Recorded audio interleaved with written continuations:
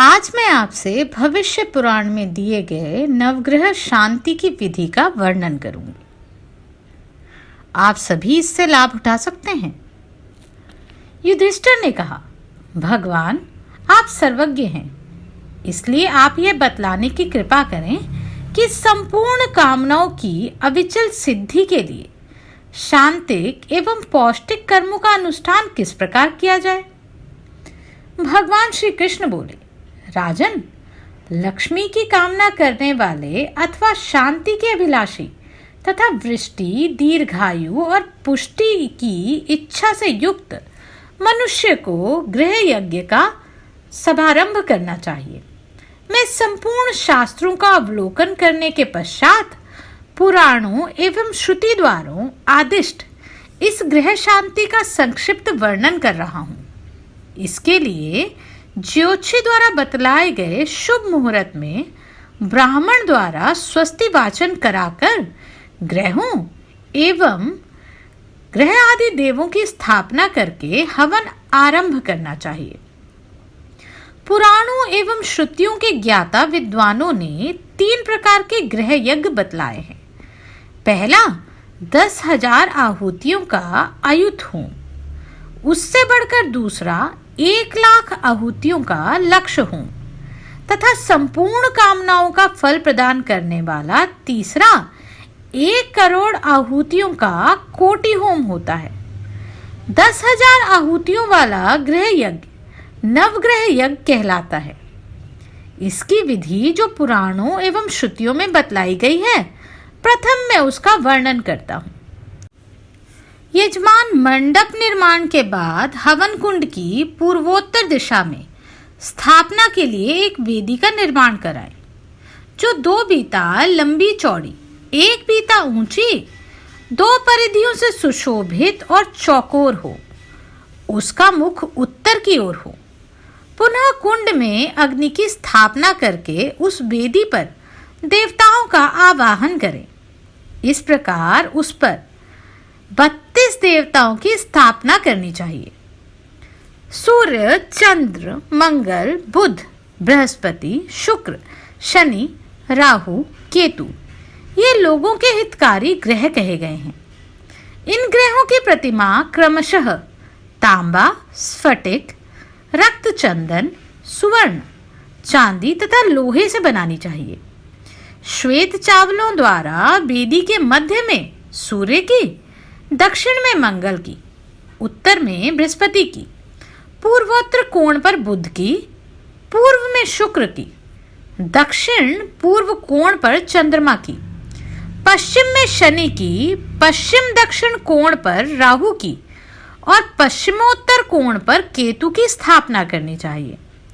इन सभी ग्रहों में सूर्य के शिव, चंद्रमा के पार्वती, मंगल के स्कंद, बुध के भगवान विष्णु, बृहस्पति के ब्रह्मा, शुक्र के इंद्र, शनीश्वर के यम, राहु के काल और केतु के चित्रगुप्त अधिदेवता माने गए हैं। अग्नि, जल, पृथ्वी, विष्णु, इंद्र, सौवर्ण देवता, प्रजापति, सर्प और ब्रह्मा ये सभी क्रमशः प्रत्यादि देवता हैं। इनके अतिरिक्त विनायक, दुर्गा, वायु, आकाश, सावित्री, लक्ष्मी तथा उमा को उनके पति देवताओं के साथ और अश्वनी कुमारों का भी व्याहतियों के साथ उच्चारण पूर्वक आवाहन करना चाहिए। उस समय मंगल सहित सूर्य को लाल वर्ण का, चंद्रमा और शुक्र को श्वेत वर्ण का, बुध और बृहस्पति को पीत वर्ण का, शनि और राहु को कृष्ण वर्ण का तथा केतु को धूम्र वर्ण का जानना और ध्यान करना चाहिए। बुद्धिमान यज्ञकर्ता जो ग्रह जिस रंग का हो उसे उसी रंग का वस्त्र और फूल समर्पित करे। सुगंधित धूप दें। पुनः फल, पुष्प आदि के साथ सूर्य को गुड़ और चावल से बने हुए अन्न अर्थात खीर का, चंद्रमा को भी और दूध से बने हुए पदार्थ का, मंगल को गौजिया का, बुध को क्षीर षष्टिक दूध में पके हुए साठी के चावल का तथा बृहस्पति को दही भात का, शुक्र को घी भात का, शनेश्वर को खिचड़ी का, राहु को अंजश्रृंगी नामक लता के फल के गूदे का और केतु को विचित्र रंग वाले भात का नैवेद्य अर्पण करके सभी प्रकार के भक्ष्य पदार्थों द्वारा पूजन करें। वेदी के पूर्वोत्तर कोण पर एक छिद्र रहित कलश की स्थापना करें। उसे दही और अक्षत से सुशोभित आम्र के पल्लव से आच्छादित और 2 वस्त्रों से परिवेष्टित करके उसके निकट फल रख दें। उसमें पंच रत्न डाल दें और उसे पंचभंग, पीपल, बरगद, पाकड़, गूलर और आम के पल्लव से युक्त कर दें। उस पर वरुण, गंगा आदि नदियां, सभी समुद्र और सरोवर का आवाहन तथा स्थापन करें। धर्मज्ञ पुरोहित को चाहिए कि वह हाथीसार, घुड़शाल, चौराहे, विमवट, नदी के संगम, कुंड और गौशाल की मिट्टी लाकर उसे सर्वोच्च औषधि मिश्रित जल से अभिषिक्त कर यजमान के स्नान के लिए वहां प्रस्तुत कर दे तथा यजमान के पाप को नष्ट करने वाले सभी समुद्र, नदी, नद, बादल और सरोवर यहाँ पधारें, ऐसा कहकर इन देवताओं का आवाहन करें। तत्पश्चात घी, जौ, चावल, तिल आदि से हवन आरंभ करें। मदार, पलाश, खैर, चिचिंडा, पीपल, गूलर, शमी, दूब और कुश ये क्रमशः नवोग्रहों की समिधाएं हैं। इनमें प्रत्येक ग्रह के लिए मधु, घी और दही अथवा पायस से युक्त 108 अथवा 28 आहुतियां प्रदान करनी चाहिए। बुद्धिमान पुरुष को सदा सभी कर्मों में अंगूठे के सिरे से तर्जनी के सिरे तक की माप वाली एक 12 शाखा और पत्तों से रहित समिधा की कल्पना करनी चाहिए। परमार्थ वेता यजमान सभी देवताओं के लिए उनके पृथक पृथक मंत्रों का मंद स्वर से उच्चारण करते हुए समिधाओं का हवन करें। अनंतर प्रत्येक देवता के लिए उसके मंत्र द्वारा हवन करना चाहिए। ब्राह्मणों को आकृष्णेन रजसा इस मंत्र का उच्चारण कर सूर्य को आहुति देनी है। पुनः ईम देवाः इस मंत्र से चंद्रमा को आहुति दें। मंगल के लिए अग्निमूर्धा इस मंत्र से आहुति दें। बुध के लिए उद्बुद्धस्व और देवगुरु बृहस्पति के लिए बृहस्पतिः अति ये मंत्र माने गए हैं। शुक्र के लिए अन्नात् परिहि और शनेश्वर के लिए शंनो देवीर्भिष्ट्य इस मंत्र से आहुति दें। राहु के लिए कथा नक्षचित्र यह मंत्र कहा गया है और केतु की शांति के लिए केतुम कृण्मन इस मंत्र का उच्चारण करना चाहिए। चरु आदि हवनीय पदार्थों में घी मिलाकर मंत्रोच्चारण पूर्वक हवन करना चाहिए। तत्पश्चात व्याहृतियों का उच्चारण करके घी की 10 आहुतियां अग्नि में डालें। पुनः श्रेष्ठ ब्राह्मण उत्तराभिमुख अथवा पूर्वाभिमुख बैठकर प्रत्येक देवता के मंत्रोच्चारण पूर्वक चरु आदि पदार्थों का हवन करें। फिर आवो राजन मध्यव्रस्य रुद्रम कृष्णयुजम तैमसम इस मंत्र का उच्चारण कर रुद्र के लिए हवन और बलि देनी चाहिए। तत्पश्चात उमा के लिए आपो ही शिष्ठा इस मंत्र से स्वामी कार्तिकेय के लिए स्योनः इस मंत्र से विष्णु के लिए इदम विष्णु इस मंत्र से ब्रह्मा के लिए तमीशानम इस मंत्र से और इंद्र के लिए इंद्रमिदेवताए इस मंत्र से आहुति डाले। इसी प्रकार यम के लिए आवम गौ इस मंत्र से हवन बतलाया गया है। काल के लिए ब्रह्मज्ञ ज्ञानम यह मंत्र प्रशस्त माना गया है। अग्नि के लिए अग्निदूतम वृणीमहे यह मंत्र बतलाया गया है। वरुण के लिए उदूतम वरुणपाशम यह मंत्र कहा गया है। वेदों में पृथ्वी के लिए पृथ्वी व्यंतरिक्षम इस मंत्र का पाठ है। विष्णु के लिए सहस्त्र शीर्षाम पुरुषः यह मंत्र कहा गया है। 4 ब्राह्मण अभिषेक मंत्रों द्वारा उसी जलपूर्ण कलश से पूर्व अथवा उत्तर मुख करके बैठे हुए यजमान का अभिषेक करें और ऐसा कहें, ब्रह्मा विष्णु और महेश्वर ये देवता आपका अभिषेक करें। जगदीश्वर वसुदेव नंदन श्री कृष्ण सामर्थ्यशाली संकर्षण प्रद्युम्न और अनिरुद्ध ये सभी आपको विजय प्रदान करें। इंद्र अग्नि ऐश्वर्यशाली यम निश्रिति वरुण पवन कुबेर ब्रह्मा सहित शिव शेषनाग और दिग्पाल गण ये सभी आपकी रक्षा करें।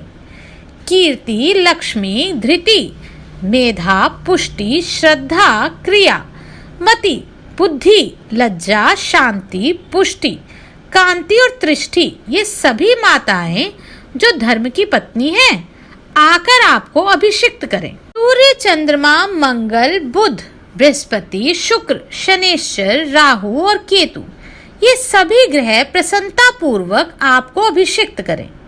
देवता दानव गंधर्व यक्ष राक्षस सर्प ऋषि गौ देव माताएं देव पत्नियां वृक्ष नाग दैत्य अप्सराओं के समूह अस्त्र सभी शस्त्र निपगण वाहन औषध रत्न कलाकाष्ठा काल के अवयव नदियां सागर पर्वत तीर्थ स्थान बादल नद ये सभी संपूर्ण कामनाओं की सिद्धि के लिए आपको अभिषिक्त करें।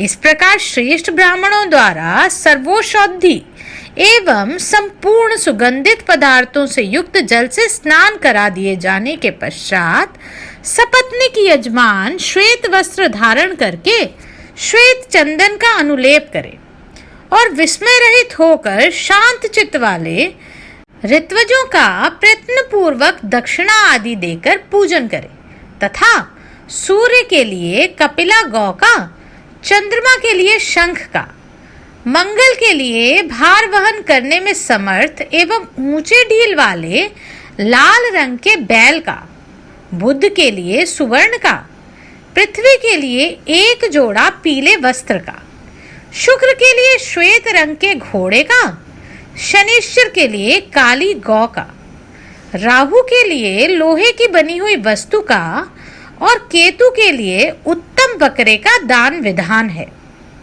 यजमान को ये सारी दक्षिणा सुवर्ण के साथ अथवा सुवर्ण निर्मित मूर्ति के रूप में देनी चाहिए अथवा जिस प्रकार गुरु पुरोहित प्रसन्न हो उनके आज्ञा अनुसार सभी ब्राह्मणों को सुवर्ण से अलंकृत गौएं अथवा केवल सुवर्ण दान करना चाहिए, पर सर्वत्र मंत्रोच्चारण पूर्वक ही इन सभी दक्षिणाओं के देने का विधान है। दान देते समय सभी देव वस्तुओं से पृथक पृथक इस प्रकार प्रार्थना करनी चाहिए, कपिले तुम रोहिणी रूप हो, तीर्थ एवं देवता तुम्हारे स्वरूप हैं तथा तुम संपूर्ण देवों की पूजनीय हो, अतः मुझे शांति प्रदान करो। शंख तुम पुण्यों के भी पुण्य और मंगलों के भी मंगल हो। भगवान विष्णु तुम्हें अपने हाथ में धारण करते हैं, इसलिए तुम मुझे शांति प्रदान करो।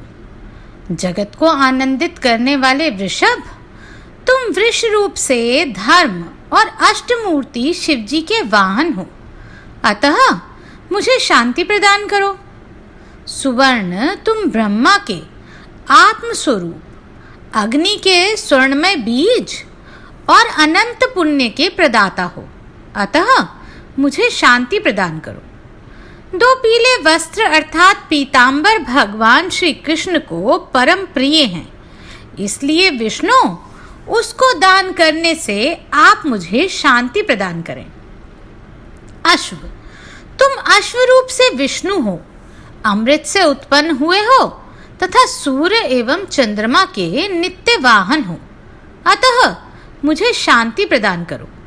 पृथ्वी, तुम समस्त धेनु स्वरूपा कृष्ण नाम वाली और सदा संपूर्ण पापों को हरण करने वाली हो, इसलिए मुझे शांति प्रदान करो।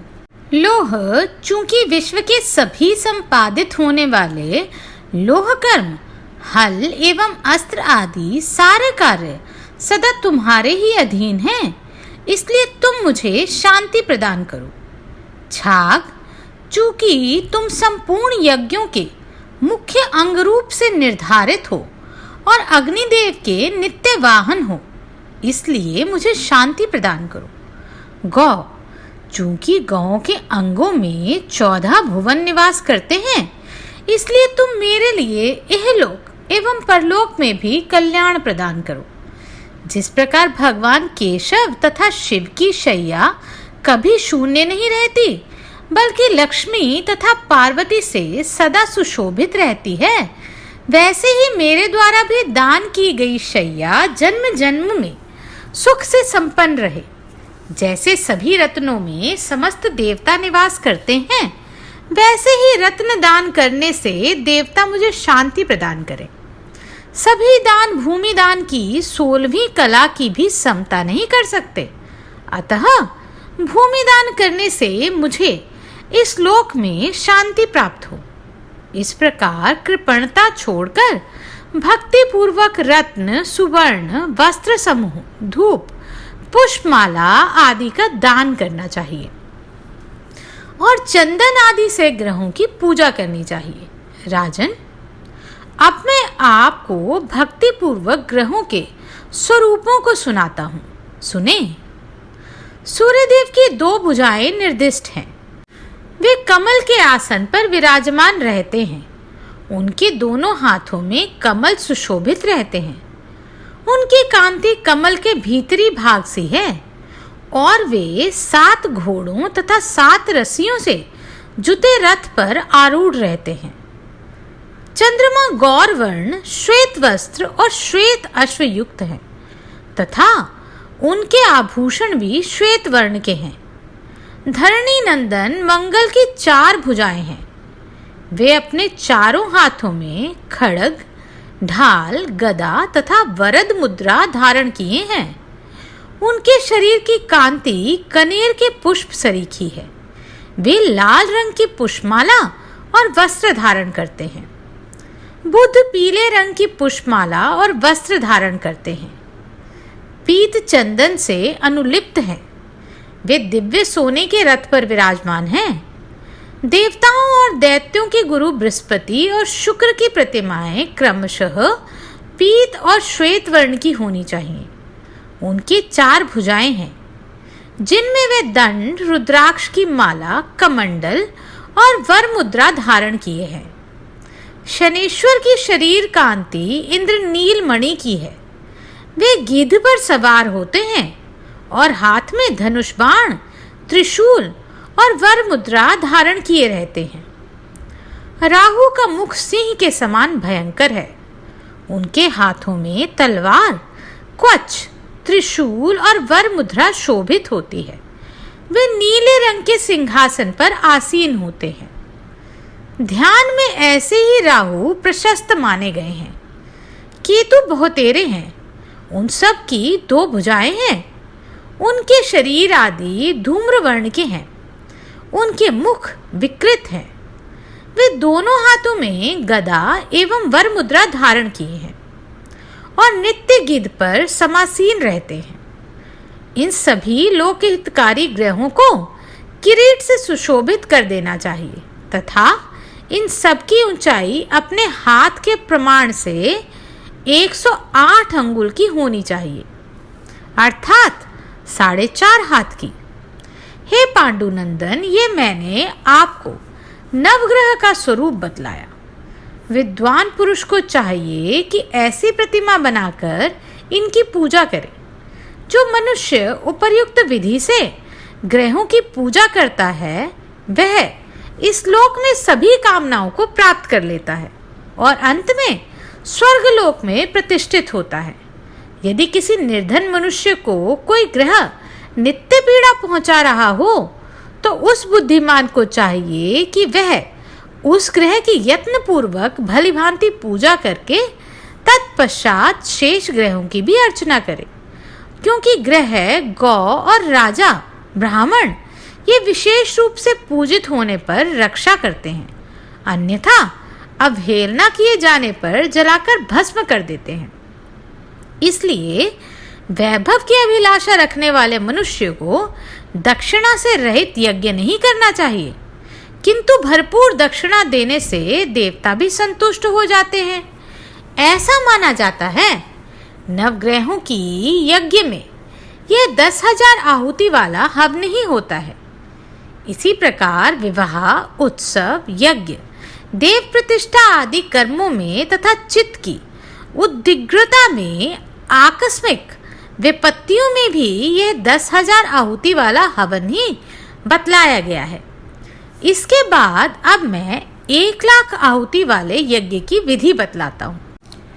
विद्वानों ने संपूर्ण कामनाओं की सिद्धि के लिए लक्ष्य होम का विधान किया है, क्योंकि यह पितरों को परम प्रिय और साक्षात भोग एवं मोक्ष रूपी फल का दाता है।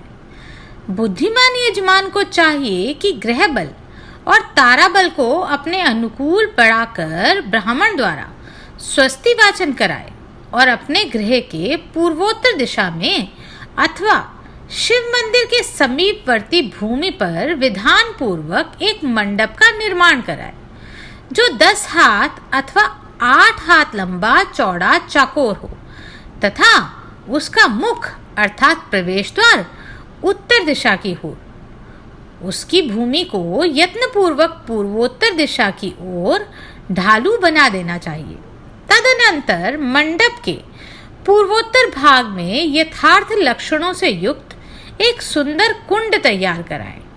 परिमाण से कम अथवा अधिक में बना हुआ कुंड अनेकों प्रकार का भय देने वाला हो जाता है, इसलिए शांति कुंड को परिमाण के अनुकूल ही बनाना चाहिए।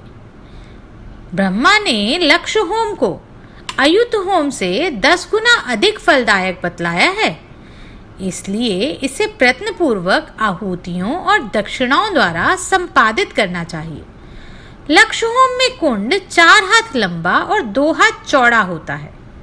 उसके भी मुख स्थान पर योनि बनी होती है और वह 3 मेखलाओं से युक्त होता है। देवताओं की स्थापना के लिए एक वेदी का भी विधान बतलाया गया है, जो 3 परिधियों से युक्त हो। इनमें पहली परिधि 2 अंगुल ऊंची, शेष 2 1-1 अंगुल ऊंची होनी चाहिए।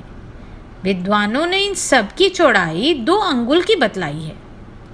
वेदी के ऊपर 10 अंगुल ऊंची एक दीवार बनाई जाए, उसी पर पहले की भांति फूल और अक्षतों से देवताओं का आवाहन किया जाए। राजेंद्र, आदि देवता एवं प्रत्यादि देवताओं सहित सभी ग्रहों को सूर्य के सम्मुख ही स्थापित करना चाहिए, उत्तराभिमुख अथवा परांगमुख नहीं। लक्ष्मीकामी मनुष्य को इस यज्ञ में सभी देवताओं के अतिरिक्त गरुड़ की भी पूजा करनी चाहिए। उस समय ऐसी प्रार्थना करनी चाहिए, गरुड़, तुम्हारे शरीर से सामदेव की ध्वनि निकलती रहती है। तुम भगवान विष्णु के वाहन और नित्य विश्वरूप पाप को हरने वाले हो, अतः मुझे शांति प्रदान करो। तत्पश्चात पहले की तरह कलश की स्थापना करके हवन आरंभ करें। 1,00,000 आहुतियों से हवन करने के पश्चात पुनः समिधाओं की संख्या के बराबर और अधिक आहुतियां डालें। फिर अग्नि के ऊपर घृत कुंभ से वसुधार्या गिराएं। वसुधार्या की विधि यह है, भुजा बार बार लंबी गूलर की लकड़ी से, जो खोखली ना हो तथा सीधी एवं गीली हो, सुवा बनाकर उसे 2 खंभों पर रखकर उसके द्वारा अग्नि के ऊपर सम्यक प्रकार से घी की धारा गिराएं। उस वक्त अग्नि सूक्त, विष्णु सूक्त, रुद्र सूक्त और इंदु सूक्त पाठ करना चाहिए।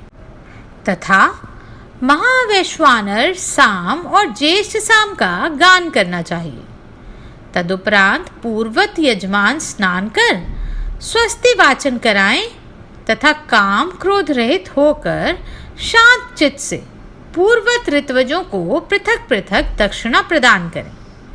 नवग्रह यज्ञ के आयुध होम में 4 वेदवेता ब्राह्मणों को अथवा श्रुति के जानकार एवं शांत स्वभाव वाले 2 ही ऋत्वजों को नियुक्त करना चाहिए। इसी प्रकार लक्ष्य होम में अपने सामर्थ्य के अनुकूल मत्सर रहित होकर 10, 8 अथवा 4 ऋत्वजों को नियुक्त करना चाहिए। पांडव श्रेष्ठ संपत्तिशाली यजमान को यथाशक्ति भक्ष्य पदार्थ, आभूषण, वस्त्रों सहित शैया, स्वर्ण निर्मित कड़े, कुंडल और अंगूठी आदि सभी वस्तुएं लक्ष्य होम में नवग्रह यज्ञ से 10 गुनी अधिक देनी चाहिए। मनुष्य को कृपणतावश दक्षिणा रहित यज्ञ नहीं करना चाहिए। जो लोभ अथवा अज्ञान से भरपूर दक्षिणा नहीं देता उसका कुल नष्ट हो जाता है। समृद्धि कामी मनुष्य को अपनी शक्ति के अनुसार अन्न का दान करना चाहिए, क्योंकि अन्न दान रहित किया हुआ यज्ञ दुर्भिक्ष रूप फल का दाता हो जाता है। अन्नहीन यज्ञ राष्ट्र को, मंत्रहीन ऋत्वजों को और दक्षिणा रहित यज्ञ यज्ञकर्ता को जलाकर नष्ट कर देता है। इस प्रकार विधिहीन यज्ञ के समान अन्य कोई शत्रु नहीं है। अल्पधन वाले मनुष्य को कभी लक्ष्य होम नहीं करना चाहिए, क्योंकि यज्ञ में दक्षिणा आदि के लिए प्रकट हुआ विग्रह सदा के लिए कष्टकारक हो जाता है। स्वल्प संपत्ति वाला मनुष्य केवल पुरोहित की अथवा 2 या 3 ब्राह्मणों की भक्ति के साथ विधि पूर्वक पूजा करे अथवा एक ही वेदज्ञ ब्राह्मण की भक्ति के साथ दक्षिणा आदि से प्रयत्न पूर्वक अर्चना करे। बहुतों के चक्कर में ना पड़े। अधिक संपत्ति होने पर लक्ष्य होम करना चाहिए, क्योंकि वे अधिक लाभदायक है। इसका विधि पूर्वक अनुष्ठान करने वाला मनुष्य सभी कामनाओं को प्राप्त कर लेता है। वह 800 कल्पों तक शिवलोक में वसुगण, आदित्यगण और मरुदगणों द्वारा पूजित होता है तथा अंत में मोक्ष को प्राप्त हो जाता है। जो मनुष्य किसी विशेष कामना से इस लक्ष्य होम की विधि पूर्वक संपन्नता करता है, उसे उस कामना की प्राप्ति तो हो ही जाती है, साथ ही वह अविनाशी पद को भी प्राप्त कर लेता है। इसका अनुष्ठान करने से पुत्रार्थी को पुत्र की प्राप्ति होती है, धनार्थी को धन लाभ करता है।